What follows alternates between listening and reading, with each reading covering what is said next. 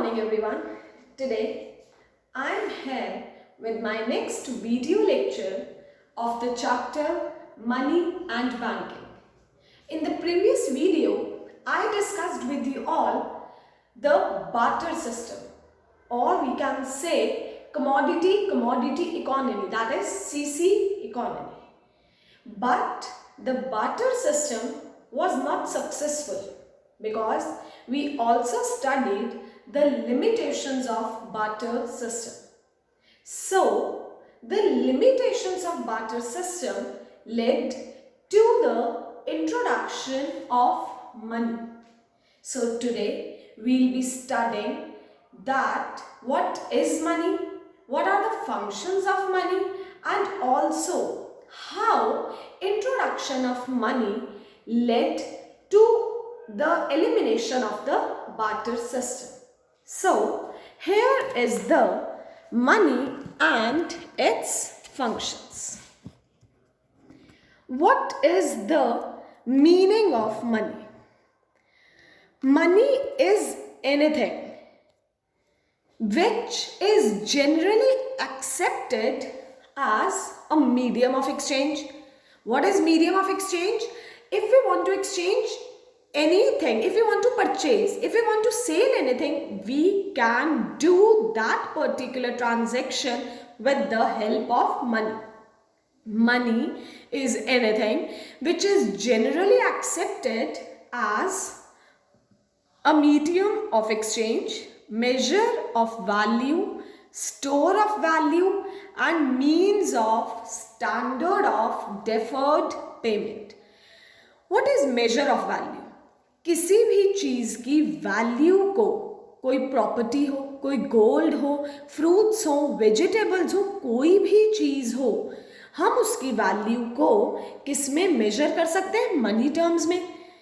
Store of value, हम money को store भी कर सकते हैं. किस पर्पस के लिए हम मनी को स्टोर कर सकते हैं? For use in the future. हम पैसों को स्टोर कर सकते हैं in the form of FDs, in the form of gold also, and a means of standard of deferred payment. अगर हम किसी से कुछ उधार पर ले रहे हैं कि बाद में पैसे दे देंगे, तो उतने ही पैसे हम देंगे, that is deferred. Deferred means future payment. तो मनी के आ जाने से हमारी क्रेडिट ट्रांजैक्शन, फ्यूचर पेमेंट्स भी पॉसिबल हो पाई. Money is anything which is generally accepted as a medium of exchange, measure of value, store of value, and means of standard of deferred payment. ये जो हमारे पास चारों पॉइंट्स है, medium of exchange, measure of value, store of value and means of standard of deferred payment, ये चारों point money के functions हैं. क्या है functions of money? First function is medium of exchange. We will be studying these functions in detail now. Money as a medium of exchange means that it can be used to make payment for all the transaction of goods and services. Books चाहिए, books ले लो, पैसे दे दो. Furniture लेना है, fruits लेने हैं, vegetables लेने हैं, कोई कॉस्मेटिक लेना है, पैसे दो, सामान लो. That is money as a medium of exchange means that it can be used to make payments for all the transactions of goods and services. It is the most essential function of money. Money के आ जाने से ना exchange करना बहुत easy हो गया. Money has the quality of general acceptability. Money को accept करने से कोई भी मना नहीं कर सकता. कोई ये नहीं कहेगा कि नहीं जी मैं पैसे नहीं लूँगा, मुझे तो आप कोई सामान ही दो तभी मैं आपको अपने गुड्स दूंगा. ऐसा नहीं है. मनी के पास एक ऐसी क्वालिटी है कि इसको हर कोई एक्सेप्ट करेगा, कोई मना नहीं करेगा. So all exchanges take place in terms of money. This function medium of exchange के आने से, that is this function has removed the major difficulty of double coincidence of want. अब हमें ऐसा जैसे कि बार्टर सिस्टम में हमें ढूंढना पड़ता था कि जिसको मेरे गुड्स चाहिए हो और जिसके गुड्स मुझे चाहिए हो, हमें दो पर्सन्स में ऐसा कोइंसिडेंस होना ज़रूरी होता था।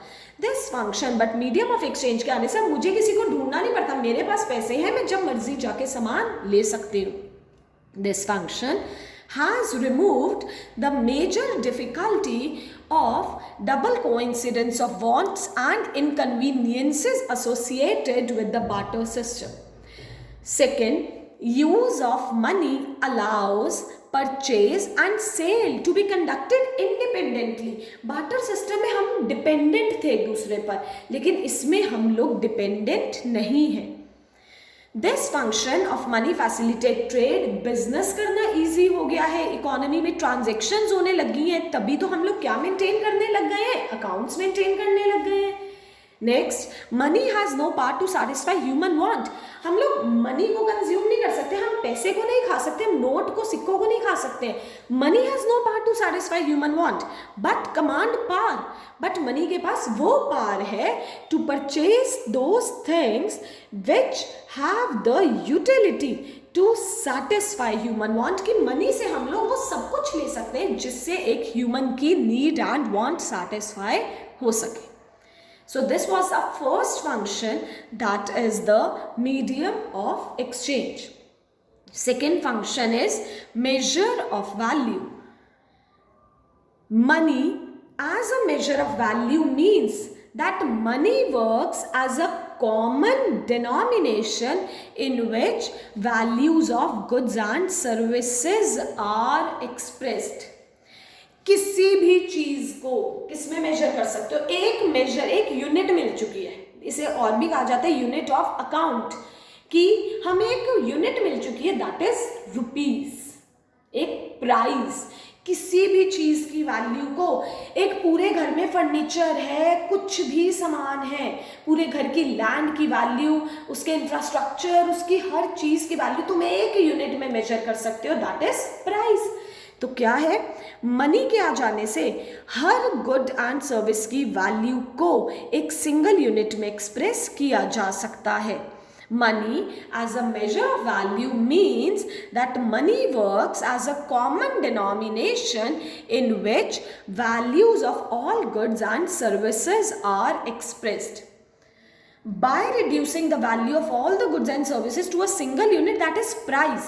पहले तो हमने बार्टर सिस्टम में एक डिफिकल्टी पड़ी थी ना, कि कोई कॉमन यूनिट ही नहीं थी, कितने किलो राइस दूं और उससे कितने किलो वीट लूं, क्योंकि पर्टिकुलर कोई कॉमन मेजर नहीं था।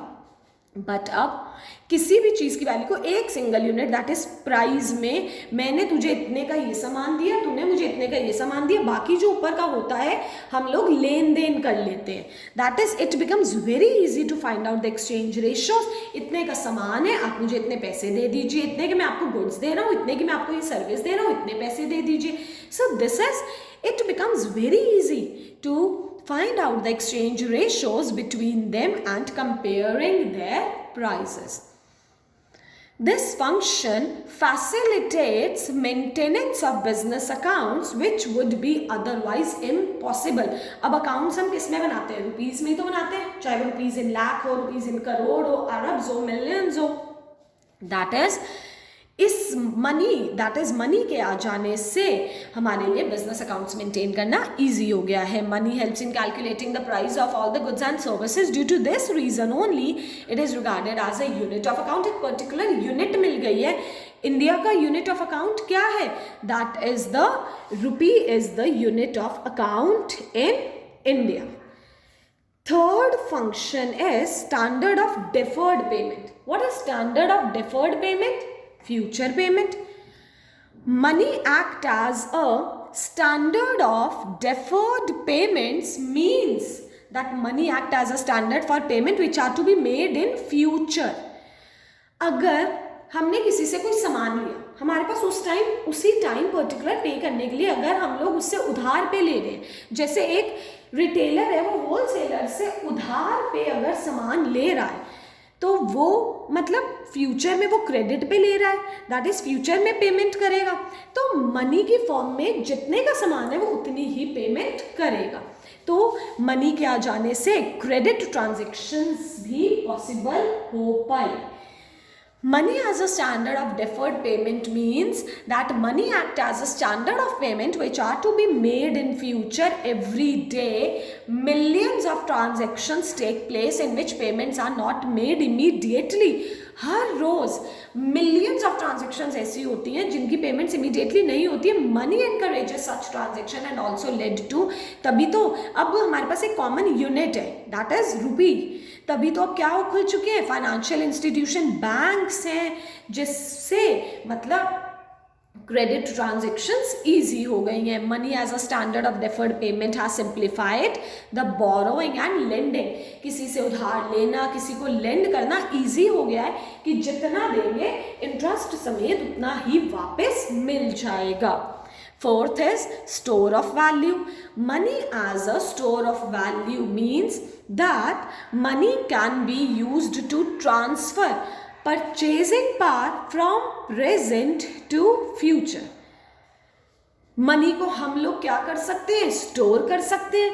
Money as a store of value means that money can be used to transfer the purchasing power from present to future. तभी तो मतलब अब हम लोग क्या करवा के चलते हैं, जैसे कि कोई भी पर्सन है वो अपना फ्यूचर सिक्योर करने के लिए अपनी सेविंग्स करके चलता है, एफडीज करा के चलता है. Line is there, it provide security to individuals. Money के आ जाने से हम अपना फ्यूचर सिक्योर कर सकते हैं. कोई भी मिस हैपनिंग हो उसके लिए हमारे पास पहले हम लोग अपना एक सेव करके चलते हैं. It provides security to individuals to meet contingencies, unpredictable emergencies and also to pay future debts. Under barter system it was difficult to store goods, क्योंकि गुड्स क्या होते हैं, पेरिशेबल नेचर होता है कई गुड्स का जिनको स्टोर करना ईजी नहीं है. Money as a store of value has following advantages.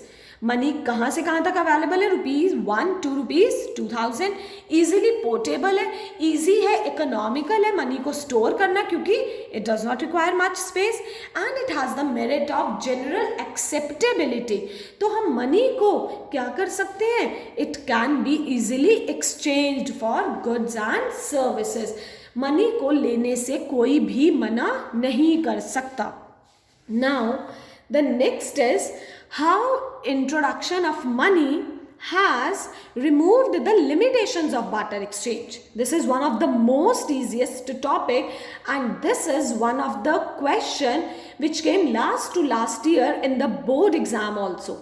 That is, this is the combination of the two topics which we have already studied. That is the barter system as well as functions of money, because the question is how introduction of money के आने से barter exchange की limitations कैसे दूर हो गई. Only the reading part is there. Number 1, first it is written, that is intro, it is written barter system makes the exchange process very difficult, highly inefficient, but money has overcome the drawbacks of barter system. Number 1, medium of exchange. As a medium of exchange, money has removed the difficulty of, same lines, that is the mixture of the first two topics, same.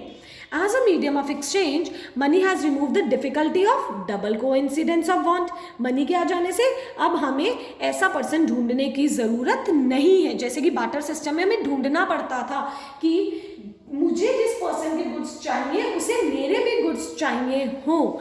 As a medium of exchange, money has removed the major difficulty of lack of double coincidence of want in the barter system.